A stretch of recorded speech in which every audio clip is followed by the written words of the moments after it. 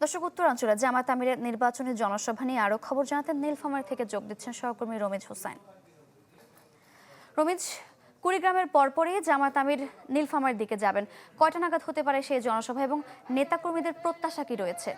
A grade ক্লিংকারের confidence cement, বাংলাদেশের হৃদয় জুড়ে।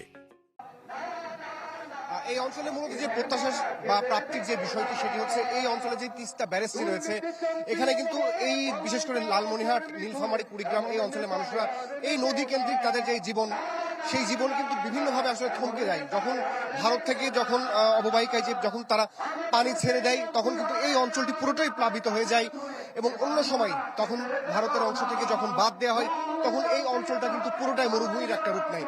তো এই অঞ্চলে সাধারণ যারা ভোটার রয়েছেন, যারা জামাতের নেতাকর্মীরা রয়েছেন, যারা জামাতের প্রার্থীরা রয়েছেন, তাদের প্রত্যাশা এই অঞ্চল ঘিরে তিস্তা মহাপরিকল্পনার যেই কথা আসলে বিভিন্ন রাজনৈতিক দল প্রতিশ্রুতি দিয়ে থাকে, জামাত ইসলামীর প্রত্যাশা যে জামাত ইসলামী যদি সামনে যদি ক্ষমতায় আসে, তাহলে এই অঞ্চল ঘিরে সাধারণ মানুষের যে প্রত্যাশা, বিশেষ করে তিস্তা মহাপরিকল্পনা ঘিরে তারা সেটা বাস্তবায়ন করবেন।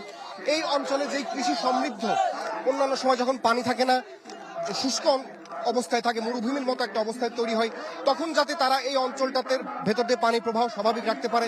তো এই প্রত্যাশার কথা আসলে জামাত আমিরের পক্ষ থেকে এখান থেকে দেওয়া হবে। এই ধরনের কথা সাধারণ যারা নেতাকর্মীরা রয়েছেন বা এই অঞ্চলের যে 60টি সংসদীয় আসন রয়েছে, সেই আসনের প্রার্থীরা তাদের প্রত্যাশার কথা এখান থেকে বলছেন।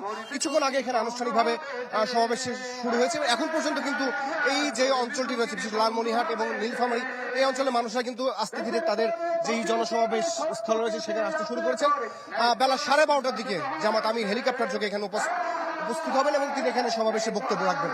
তো তার যে বক্তব্যে তিনি এই অঞ্চলের মানুষের যে দুঃখ দুর্দশা বা এই অঞ্চলের মানুষের কৃষি সমৃদ্ধতে তার দল কিভাবে ভূমিকা রাখবে, তারা যদি ক্ষমতা আসতে পারে, সেই ধরনের একটি রূপরেখা এখান থেকে দিবেন, এই ধরনের প্রত্যাশার কথা এখানে বলছেন। এবং সাধারণ এই অঞ্চলে যারা প্রার্থী রয়েছেন জামাত ইসলামী অনন্ত যেই 60টি সংসদীয় আসন, এই সমস্ত প্রার্থীরা এখন বক্তব্য রাখছেন এবং তারা তাদের পরিকল্পনা তার সাধারণ ভোটারদের মাঝে উপস্থাপন করছেন। সারিগাই চলে এখান থেকে সবশেষ তথ্য আমার কাছে।